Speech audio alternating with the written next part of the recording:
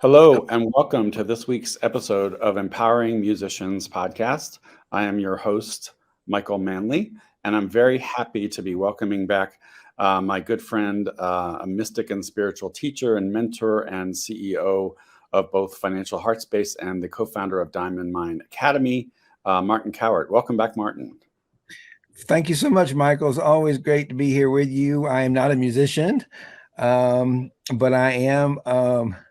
I do believe a lot in frequency, vibration, and energy. So, which is what all musicians do, whether that's in the form of being a public speaker or in playing an instrument. It's all about energy, frequency, and vibration. So, thank you so much for including me in a platform that hosts largely the people who are in the music making business. So I feel honored to be included in this group of very talented, creative people.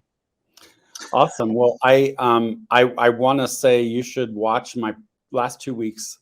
I had my good friend Michael Fitzpatrick on, and he is actually kind of a mystic. He calls himself a diplomat, but he does musical keynotes for the Dalai Lama, among others.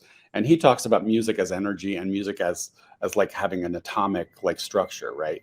It was really fascinating. So all of this is connected, which I think is amazing. Nikola Tesla says if you want to understand the universe, you need to understand energy, frequency, and vibration. You'll learn everything you ever need to know about the universe, because that's what we are. That's all it is. It's just energy, frequency, and vibrating at different frequencies. And unconditional love, the creative energy of the universe, which is the fabric in which we are made ourselves. That is what we are. We are that energy. Then that's the creative energy that created the universe. That's universal intelligence. And when we're awakened and we're aware of that, that's who we are. Then from that place of deep awakening, we understand our purpose, because it's very clear, because we're so intertwined, we're so interconnected. I guess the best way I can say it is that for me, what it feels like is all of a sudden I'm no longer, my mind is filtering everything. It's just coming from a deeper place within me that's informing me what to say. And that comes from years and years of practice and being familiar with that part of myself. But it's really, we all have it. It's not something that is unique to me. I know you have it because we've spoken about it before. A lot of musicians get into that zone of genius.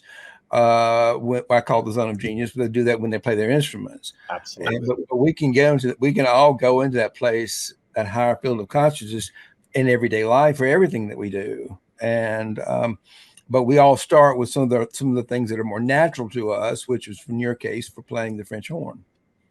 Yeah.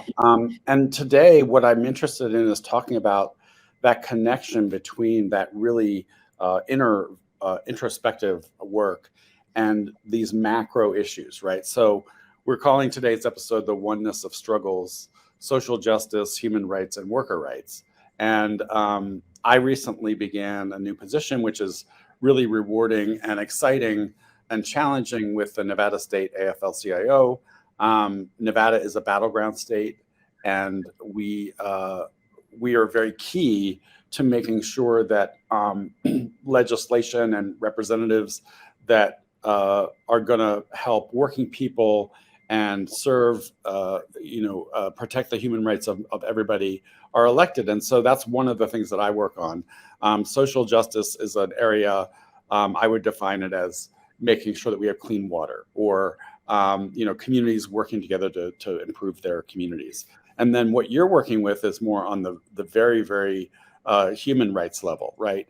So you're working with Africans who are dealing with just unimaginable oppression around lesbian, gay, bisexual, and trans discrimination, I would call it. Mm-hmm. And so how do we get from this inner space to trying to think about how we apply that to these big problems, and the fact that we often have to focus on those negative big things to get people to want to help us change the world? So let's talk about a little bit about how you got involved. Let's try to break that down. It's a big question. But it really comes down to a couple of let's just bring it down to something very basic, and that's something most people know a little bit about, is the manifestation through the law of attraction. Okay. And the law of attraction says that what we think is what we create, and what we feel is what we attract, and what we imagine is what we become. So, and that's because we are that creative energy of the universe. So if our minds is what does everything, we think, we're not human doers, we're human beings. When we're still and we listen, we follow what's going on inside of us, we realize that we have everything that we want in the world is created within the intimacy of our own hearts. It's hard for us to conceptualize that, but in the side of each and every human being is a field of pure, empty consciousness, which is the very fabric in which everything in the universe is created. We are that fabric. And when we're aware of that fabric, when we are conscious of that fabric through meditation and different practices, all of a sudden we wake ourselves up to our purpose for being here. And our purpose for being here is always going to be in service to others. So in what you're talking about here, we find how we serve others by connecting in the struggle. Am I making clear? So whether it is how do you get people people have to get to know and trust and get to understand the people who are in the struggle. Right. Because if you get people involved, like let's just talk about the actors that are the acting strike. I don't know quite the right words for us, but there's a strike going on right now among the actors. We all know about that. Absolutely. They are making us aware by them coming on social media platforms, on television, and telling us their story about themselves. And the impact is having, we don't know that as the regular public watching TV. We just think everybody's getting paid equitably. Yeah. First, we're becoming aware because they're telling us, no, other people or other companies are making big money off us, and we're sometimes having a hard time paying our bills. We need to know that. Yeah. And it's the same thing with what I'm doing in Africa. It doesn't, my struggle is no better than yours. It's their life, so it's their struggle. And it's the same thing whether it's in Africa right now with the struggle and the risk and the persecution of LGBTQ people. That's a result of the Ugandan parliament passing a law basically saying you're illegal as who you are, and we can put you to death for being. I mean, that is about the most inhumane thing that's ever happened in the history of humankind, and certainly in modern humankind, to tell a complete population that you're not human, and we're going to kill you if that's what you are, and we're going to. And if your family, what makes it even worse, if your family tries to hide you, we're going to put your mother in jail for 20 years for trying to aid in a criminal. I mean, the whole thing is just insane. So the only way you're going to get to know that is not Martin telling you the story. It's by you meeting the Africans themselves and letting you tell their story. And that's what we do. And it's the same thing that you're doing here in America, is that you're having the actors. I was on the other day and I saw Deborah Messing talking about this. I mean, she's a well-known actor in this country. And so she's on there talking about the impact of this strike, why they're striking. Because it's annoying people. All of a sudden, they're not getting to watch their shows. Well, they need to understand that little bit of annoyance they might have. It's like, well, it might wake them up to look and see, well, wait a minute. These people that I meet, my favorite actors and actresses, are not getting paid properly. I mean, I imagine that if you're a star, you're probably getting paid, but there's a lot of other people that go in, there's a lot of labor that goes into producing anything. We all know that. Yeah. And my guess is it's probably the people on the margins and on the fringes that aren't probably getting all the money that they deserve, because that's where they can cut corners and all that kind of stuff. But I applaud them. And the whole meaning of this is when we go inside ourselves and we can tap into that one heartness, that one heartbeat of the universe, which we call the zone of genius, then we can all feel that struggle. We can with empathy, what in leadership, the pillars of leadership are trust and transparency, empathy, compassion, and competence. But empathy is huge. Without empathy, you really can't lead, because you've got to get people feeling for each other and knowing that we're one, so you don't want to hurt anyone else because you're hurting yourself. Right. And I think that's what this is all about. It's about, it's not like people think spiritual stuff is, well, we are spiritual, we are spirit, we are energy. When Jesus was around, they didn't know what energy was. They just called it spirit. And today they call it the kingdom of heaven because it was spacious. It felt spacious. Today we call that the quantum field. It's just energy. It's just an energy field that we can all experience, but you can't really hold on to because there's nothing to hold on to. Right. So, but we can certainly experience it. And when we know where we are that, then we can begin to use the law of attraction, which I say, let's say I think I want to see Africa living in more harmony and peace. So that's what I begin to think of: building a village, building a town, visioning an actual sacred space where people who are marginalized can live freely and happily. And then I begin to, what would that feel like to have that kind of life? It feel wonderful. It feel joyful. It'd be freedom, peaceful. And then I begin to imagine such a village happening.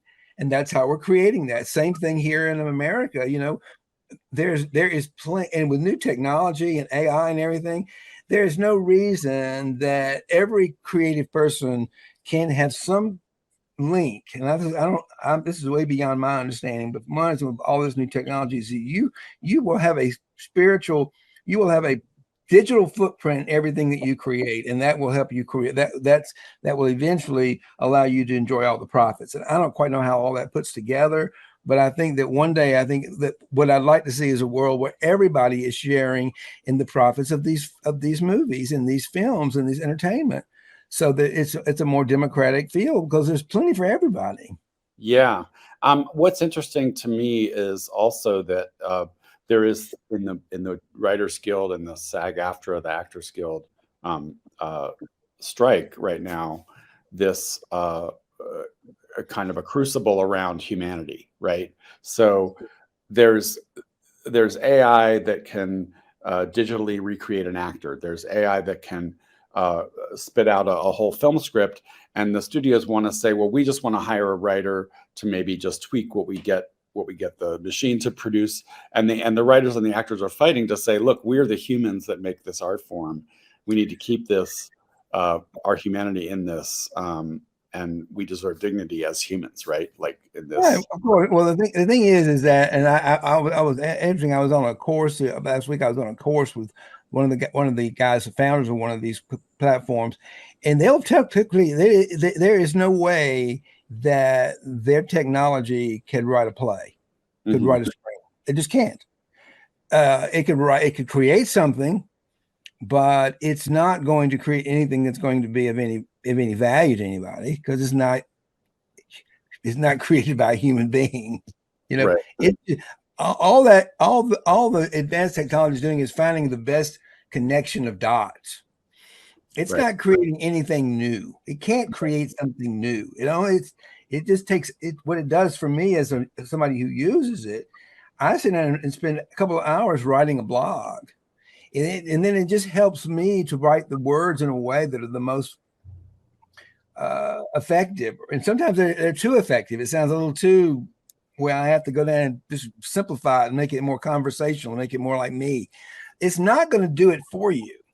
So I think it's a matter of one. It's life is always about going through that tunnel between fear and desire. And I think that this is a new technology a lot of people have a lot of fear about, like anything new. And there's a lot of fear that's going to take over their jobs. But I think if everybody could get through over the fear of something they don't know and understand, and begin to embrace it and see how they incorporate it into their writing as professionals, which is what I'm doing in writing my book, I think they're going to be very happy with it. It'll make their lives a lot. And that's exactly what the owner said. It will make you a more productive. If you're a good professional screenwriter, it'll just make you a more productive, more efficient professional screenwriter. It's not going to take anything away or give you some robot that's going to all of a sudden take over your job. It just can't do it. Yeah, I see it, and I haven't used it yet, but like I see it as a good research tool. Like if I wanted to say, you know what, I want to write a pamphlet or a book or a guide based on all of my published articles around being a professional musician, I can say, go look at all of them aggregate Well, them. actually, you can't do that. It Yeah. doesn't work like that. And and also it's designed in a way that always gives an answer. That's why they call it illusions. It will give you a lot of fake information. It makes up stuff to give you an answer. Oh, wow. And also it does some of the stuff only goes up to a certain date and time. It's just a big collection of information. It's not going to create anything that hasn't yet been created. Yeah. So it doesn't have that kind of capacity. It's funny. But it will create up an illusion that this story is true, and it's not true. Right. And when I have some, news feeds on my phone, and it's a random collection of news, entertainment news, and all kinds of stuff. And when I'm reading a story, I'll be like, okay, this was written by ChatGPT. I can just totally tell. And I'll just be like, okay, I'm not interested in that, because for me, there is a certain feeling right now where you can read. And for me, it's like, well, there's no rhythm in these sentences. There's no cadence. And I can tell it just wasn't thought through. It was just totally an aggregation of information done by a robot.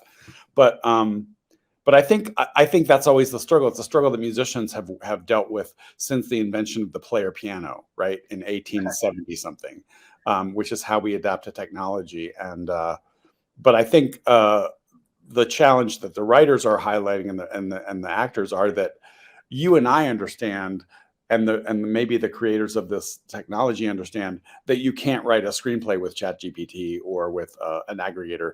But I don't know that the studio heads believe that, right? Because they're just money people and they're not artists, and that's part of the problem. And that's the point of that, and that's the point of these actors getting out and striking, is because they're waking people up to the fact that if you want good content, if you want good, creative, well-written, human produced content, which is what we want, you're going to have to pay for it. Right. And I think that's what's waking people. So it's about waking people up to what's true and what's not true. It's the same thing in Africa. You've got to wake up to the fact that these people's lives are at risk, and we got to do something today, not wait till tomorrow when it fits into our agenda. It's a disruption. You need a disruption to create so you can get rid of the old dysfunctional way of doing things, which is what we're all protesting for in the struggle, to create a better way of doing things that's more equitable for everybody, whether you're talking about the Africans free to live their lives as who they are, or you're talking about all the people involved with creating entertainment content to getting properly paid for it and sharing in the profits. Yeah. And I think what's really profound to me is how all these are the same struggle, as you said, right? So it's not going to help if I just care about the fact that my community needs to have safe streets, but I don't care about the rights of LGBTQ. Right. It's not going to help for me to say, I want more in my pay, so I'm going to go on strike, but I really don't care about this over here, because they're all related. Yeah. That's a very good point, Michael, because I mean, one of the things that informs me a lot, and this is a book I highly recommend to anybody who hasn't read, is Eckhart Tolle's A New Earth, Awakening to Life's Purpose. When you are awake, when you are conscious as to who you are and what your purpose is, nothing else matters. Yeah. You're not comparing yourself to other people. Like I'm not people. There are people who are passionate about what's going on in Ukraine. Yeah. I am passionate about it, and I share in the struggle, but I'm involved with what's going on in Africa because that's where my family is, and that's where the universe, and that's where I've discovered my life's purpose, and why I'm here is to help these people in Africa. But it's the same as the struggle with the Ukrainians, or the same as the struggle with the Africans. I mean, the actors and the screenwriters and musicians and everyone that wants to. It's about being treated fairly, and being, because it's their life. Yeah. I mean, you are a musician. You're called to be a musician in the world and to bring entertainment into the world, and you should be paid for that, because that's your mission and that's your purpose. And everybody should be paid fairly for living their life's purpose. And I just read a wonderful article I don't mean to get too far off the subject, but there's a wonderful article I read in Medium, and I actually shared it on my LinkedIn post about Spain being a model example. It has the highest unemployment in the world of any place in Europe, but yet people have the highest standard of living and they're the happiest. Wow. And it's a wonderful model, and it really just completely dismantles the whole Protestant work ethic with a whole different way of thinking about a more shared reality where everyone is participating in life. And it's not about I work harder than you or I'm suffering more. And there's none of this comparing. There's nothing to compare, really. Right. When you're in that place of oneness, when you're in that place, you realize that it's everybody's struggle until everybody's living in a good place. No one can get left behind. Yeah, I agree. And there's this scarcity mindset which is being fostered and exploited, right? Where in our country, I'm not going to get too far into politics, but in our country, it feels to me like we have two choices, right? We have people that want to say to people, why does that person have what you don't have? Let's take it away from them. Versus, why can't we all have more? Well, that's just it. Those are the two energies. There's in the scarcity world, it comes in a place of it's on the fear side of the equation, and it's also on the desire side. I mean, it's fear and desire. It's like, I want to be the ones in power, so I'm going to do whatever I can to manipulate people to get into power. You're either trying to make your personal narcissistic human existence better than somebody else's. It just comes down to that. It's narcissistic behavior, and it comes in various degrees. And we all have a certain level. We need a certain amount of it. We couldn't navigate the world, but it's when we let that fear and that narcissism drive us, where it's all about me, and that can create a pretty miserable and create some real dark, difficult time, which is what's happening in Russia, and it's happening here in certain parts of the country, and it's happening in Africa. There's so much darkness and so much fear and so much greed for power that people can't see the light. Mm-hmm. That's energy. That's negative energy, and it's very destructive and dangerous and painful. Or there's the energy of creation, which is what we are, which is our true existence, and we become aware of that. That's just pure, conscious, loving light energy, and it can burn right through all that fear. And that's what's going to burn through all the fear in this country. It's just going to be, it continues to burn. It's going to go and burn through what's going on in Africa. And that's what the movement's all about. As we all come into the light of a new world order, it's talked about in his book. He calls about the flowering of human consciousness, and I can witness it every single day as we become more and more awakened to this inner level of love and peace and harmony that's more real than anything out there in the world. We can begin to create the outer world to look like this inner world, and that's what we're doing. Yeah, and that's very I love that book, and you and I have also talked about Pam Grout's book on manifesting, and it's very similar. But it's like we want to get to that place where we are just kind of like in that moment, as you're saying, in the midst of dealing with all of the stuff we're trying to fix, right? And using it as the way forward, I think is what you're saying. Yeah, I love that book, Manifesting It. People have such a misunderstanding of manifesting. They think they can just think positive thoughts. You'll scroll through Instagram. It says, if you want $1 million in your pocket by tomorrow, click yes, and it will magic. Well, that's just a bunch of magical nonsense. It's not going to happen. You got to do some inner work before you can get to all that. But the reality is that there is some truth to the manifestation of the ability to really harness that energy within ourselves to create our future. But it takes a lot of inner work, and it takes a lot of work with removing the shadows or the obstacles that are in the way of us being able to access that power. But once we access it, we can create I'll give you an example. I created about $15,000 recently.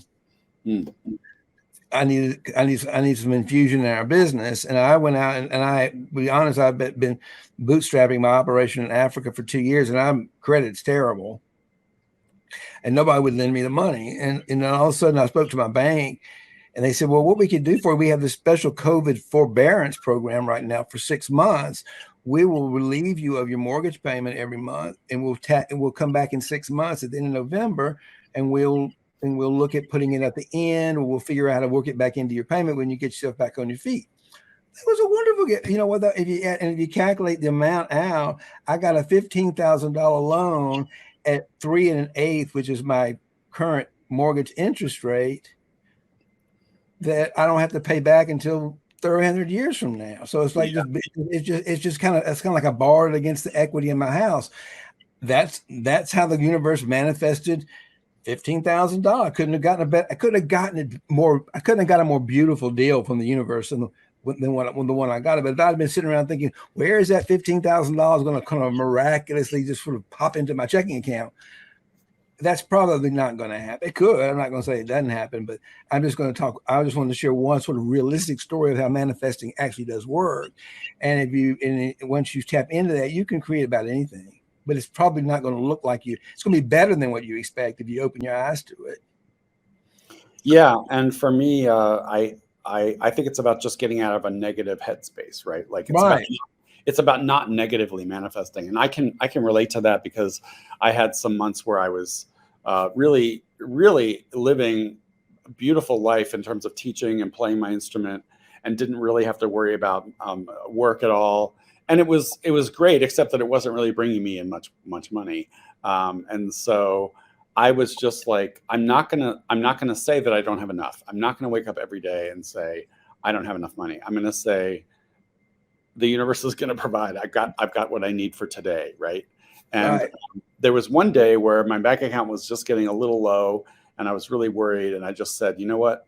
My mailbox is going to be full of money. And so I went to my mailbox and I got a check from a job that I'd done 2 months earlier that traditionally always pays really, really late.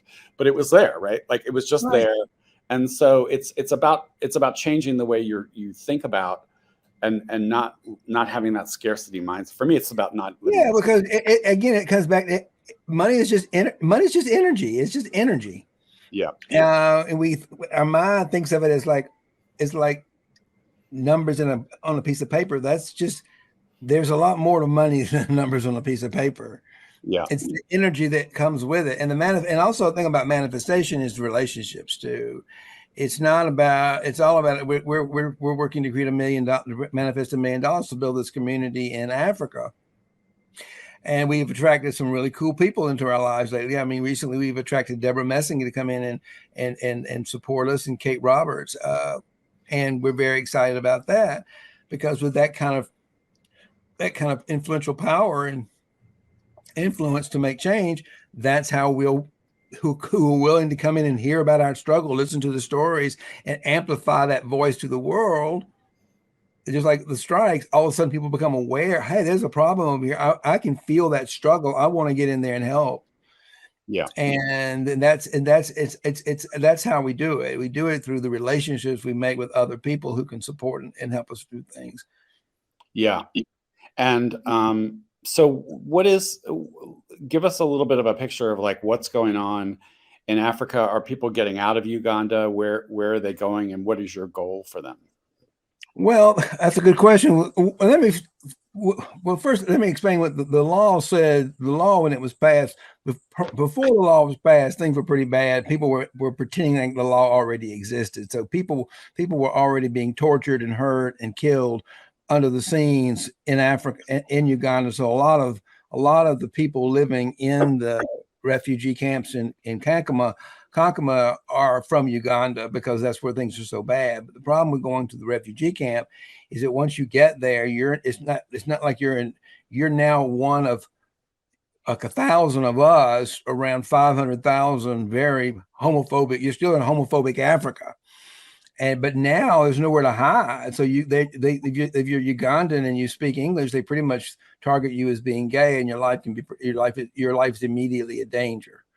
So this is what we're doing. A couple of things. One thing that's very, very important that I want to make people aware of is that the Biden administration, this has been passed a while back, but it's going into effect this year, a new policy that allows individuals like you and me to sponsor a refugee coming into this country. that we can choose. So there's a whole program is called Welcome Core, and people can go to my website or go find me at Linktree Martin_Cowart, and you can find out all about that. But that particular program opens up the opportunity, takes down all the barriers for literally millions of LGBTQ Africans to come to America. Now, that's got a lot of wonderful benefits to it, because we're going to get some really valuable assets, because these African people are brilliant. They're not uneducated people living in the backwoods. These are people, these are bright, some of the brightest stars of Africa who've gone to universities, who are doctors, who are very talented, smart people who will be coming into the United States to help with our economy and build our assets and make us a richer nation. There's a lot of opportunities in that bill. What we're doing at the Diamond Mine Project is to create a safe place for people to live while they're waiting in Kenya to come to the United States, because they have to stop in Kenya. It's the only place they can go. So what we're doing with Diamond Mine Project is we are looking for donors to come in and help us build a sanctuary. So that's what we're doing with that. We are looking to raise the money to, it's called the Diamond Mine Project. We're about to do a campaign. It's called the Land Purchase Campaign, where we're raising $15,000 to buy a piece of land, put in some permanent housing, irrigation, water, to house about 25 people. We want to start with something. Yeah. So we've got about 25 people who we're currently taking care of in safe houses in Kankama, and we want to move them that we're renting, but we want to move those now to our own property, our own land, where we can protect it, all within the compliance of the Kenyan government, the United Nations, etc. We're working in cohort with everyone, including the Kenyan National, so that we own it properly and legally, and within all the proper channels. So that what we do is we want to create the safest, most efficient pathway for the most vulnerable people in Africa, which right now are the LGBTQ people and their families too. And then all the people who are surrounded by that. I mean, just think, what about the orphans? What about when lesbian mothers are missing because they were killed by their family? Who raises the children? You know, so it's not just them. It's all the people that get impacted by these inhumane laws.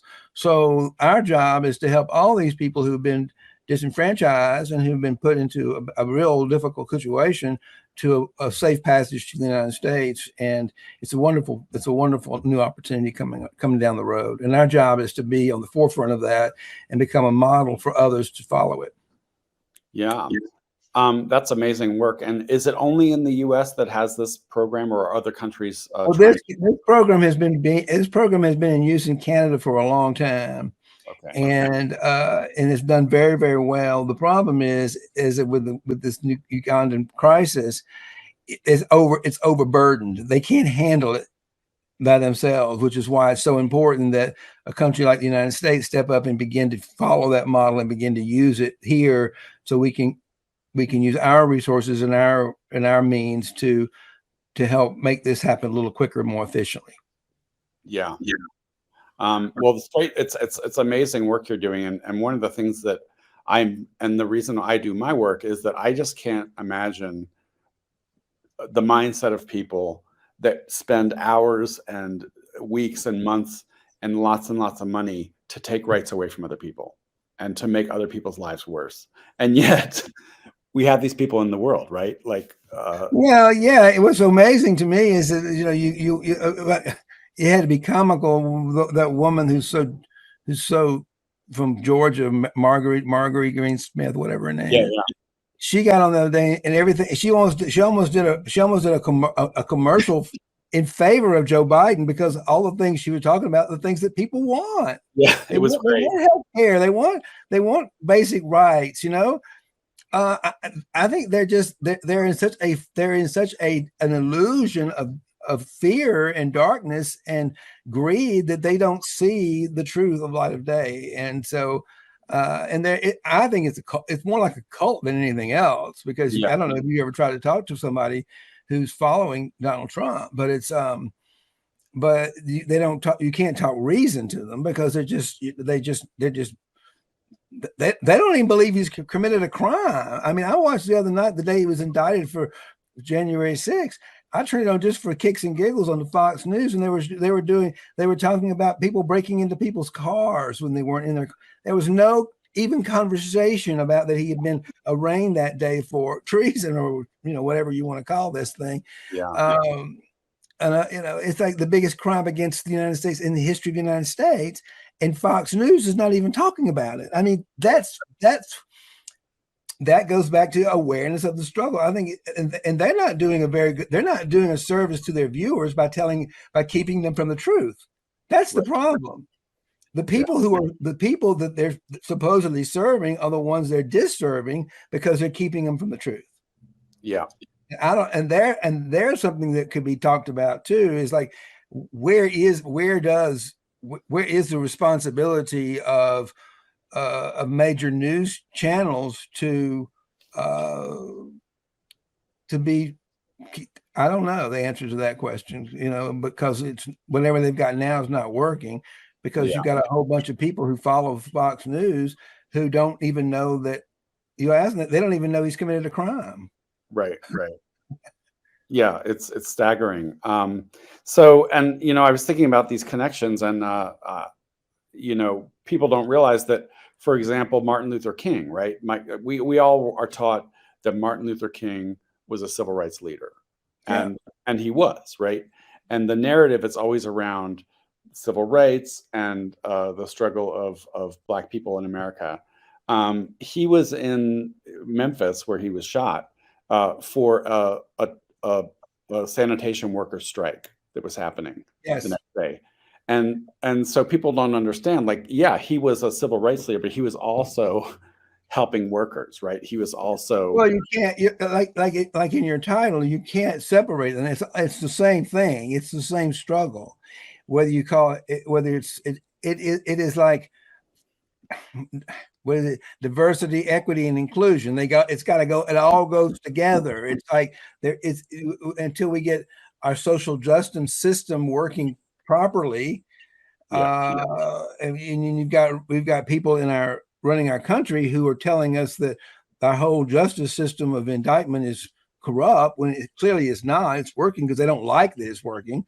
So they want to again spread disinformation out there to the world. I don't know what you do about that. That's the thing that concerns me, is and I think that's the tremendous amount of disinformation that is put out there, and no ways of helping people to identify that. And that could be the same.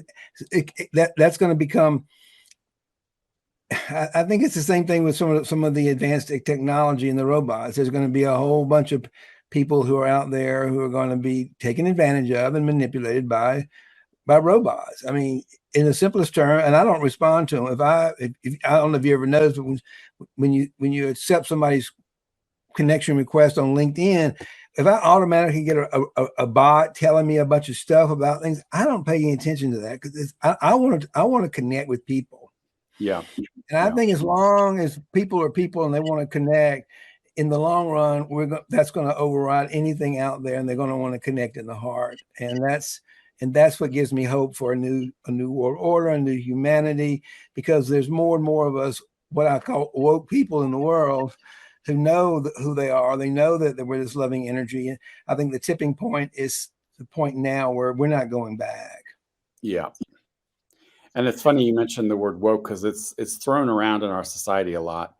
And I think of woke as having empathy for others. Like, that's it. That's it. It's awaken to your thing. The awakenness that we're all one. Yeah.